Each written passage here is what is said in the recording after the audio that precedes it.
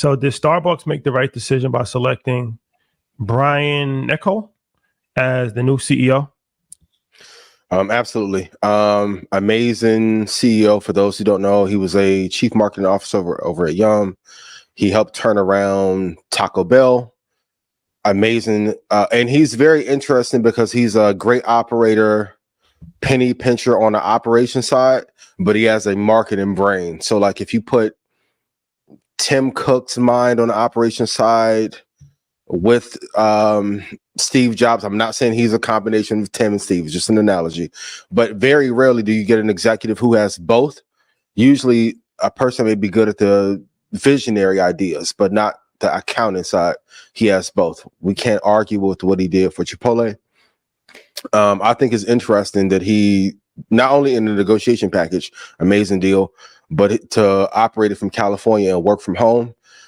It's a great lesson to create so much leverage for yourself in your career that when you go to another institution, you can make your own rules.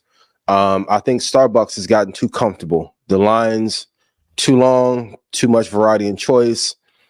We have to, at one point, Starbucks was a luxury brand. And I don't know if they're that anymore. They lost some of their cachet. We'll talk about Google later, but right now, as inflation has went up, some of these brands have lost what made them special. And I think what he can do is bring some of that lore back into the building. And hopefully over the next year and a half, the stock was Starbucks still one of the top picks in Stock Club. But I think with him being as an executive, the stock definitely should go up 50% over the next 2 years. Yeah, amazing hire though, because I was worried for a long time about what they were going to do.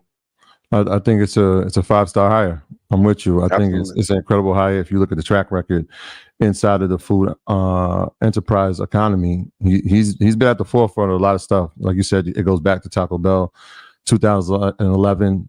I'm gonna just tell you what he's done. Right, he changed the menu, innovated on that, created breakfast opportunities for them, upgraded the restaurant cooking equipment and dining rooms, and also introduced mobile ordering. So this is 2011, right? Yes. Way ahead of the curve, right? This is before a lot of the brands are doing that. 2018, he takes over Chipotle as a CEO. At the time, like we could probably remember, this is right before we even started Earn Your Leisure, but they had that food outbreak where the food was contaminated, stock was plummeting, right? Yep. He takes over. He starts a new protocol for safety. He modernized the chain ordering, and then he changed ingredients. And so we saw it went from maybe just 2 items at Chipotle to now you see a plethora of different things. I think about 7 different items that you can now choose from.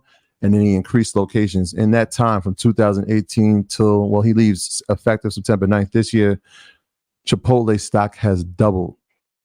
So we're talking about somebody who has a proven track record in this space. I think it's a 5-star hire, especially for a company like Starbucks, who we've seen. I mean, they just took a hit last quarter. But it's not a legacy brand, but it's one of these strong brands inside of, I would call it e-commerce / food enterprise, right? Because the mobile ordering part is so key and vital to both businesses. Absolutely. Chipotle we saw, but Starbucks, that was one of the things when we were trying, like, what's some of the setbacks that they have? It's been a terrible experience for a lot of people when they order. So this is like one of his key points. He saw it at Taco Bell. He did it with Chipotle. Now let's see what he can do with Starbucks. I think it's a great hire. Yeah, for an analogy, it's like when Phil wanted to go coach Kobe and Shaq. It's like change is going to come, championship on the horizon. And we have to remember, he's one of the last executives that is a superstar that's not in tech. Like, to give you the order of magnitude, and Chipotle now has a tough job of finding a replacement for him.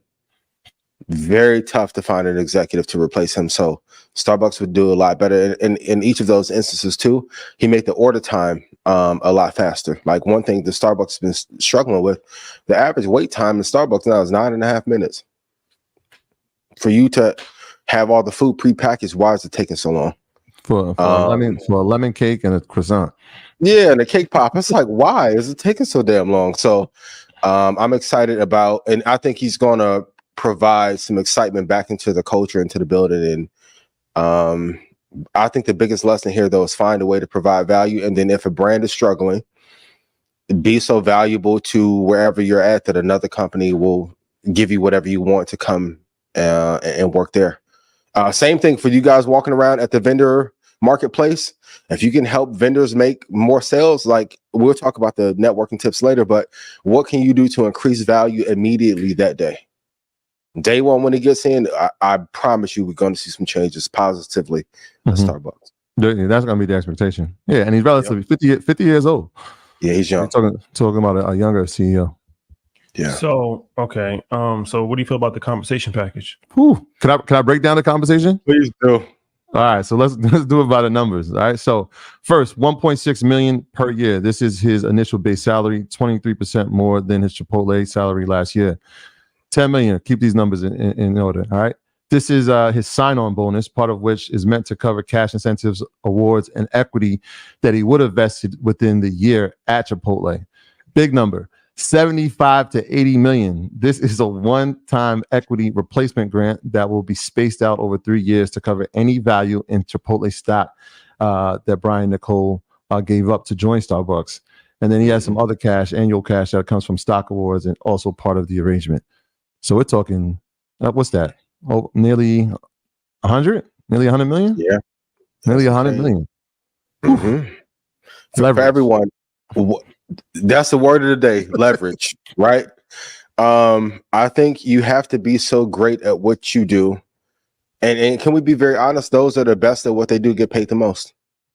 So at a time when Starbucks needed a CEO and Howard couldn't come back for the third time and save the company, can you deliver a win when it's needed, when inflation is up, when the fanfare around Starbucks has not been the highest?